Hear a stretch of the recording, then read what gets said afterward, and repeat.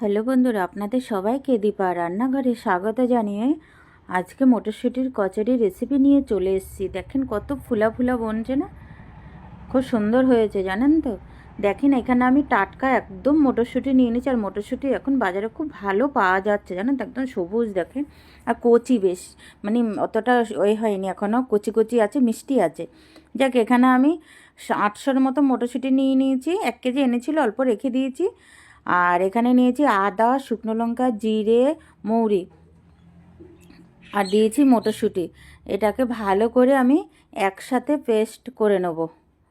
একটু এই দেখেন, আমি কিন্তু জল দিইনি, কেন মটরশুঁটিগুলো বললাম না কচি, তার জন্য দেখেন। আর জলটা আমার লাগেনি। আর একদম মিহি পিস করব না, একটু খাড়া খাড়া দানা দানা রাখবো।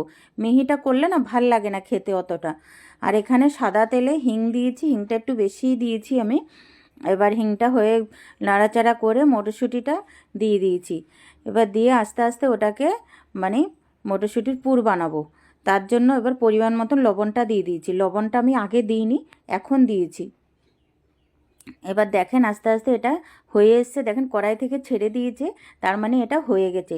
এইদিকে আমি ময়দা নিয়ে নিয়েছি, ময়দাতে দিয়ে দিয়েছি নুন, আর দেবো অল্প তেল, সাদা তেল দিয়ে এটাকে ভালো করে মিক্স করে অল্প জল দিয়ে, যেমন আমরা লুচি বানাই ওরকম করে এটাকে মেখে নেব।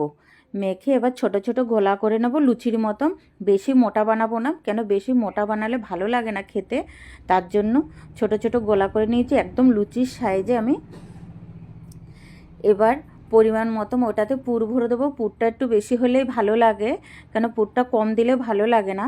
সব কটা দেখেন আমি পুর ভরে নিয়েছি একসাথে। এবার হালকা হাতে এটাকে বেলে নেবো।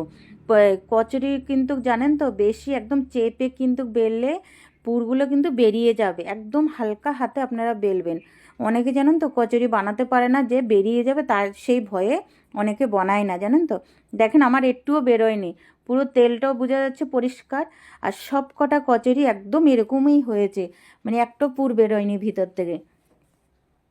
আর এই দেখেন একদম ভিতরে পুরো সবুজ সবুজ হয়েছে। আর দেখেন কত সুন্দর ফুলছে। একটু ময়দাটা আপনারা ভালো করে মাখবেন, দেখবেন আপনি আপে কচুরি কিন্তু ফুলে যাবে। এই দেখেন। আর সাথে ছিল আলুর দম, ছোট আলুর দম বানিয়েছি।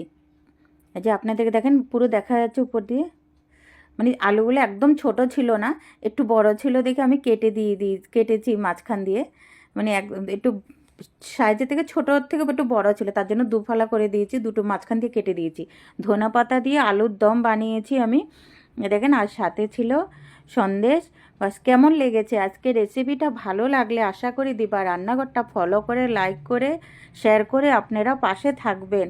আমরা সবার পাশে যদি না থাকি, কেউ আমরা আগে বাড়তে পারবো না। আপনাদেরকে ভিতরটা একবার দেখাচ্ছি, দেখেন পুরো পুরো ভরা আছে। মানে পুরটা দুই দিকেই কিন্তু লেগেছে, এ না যে একটা দিক লেগেছে একটা দিক লাগেনি, তা কিন্তু না, দুটো দিকেই লেগেছে।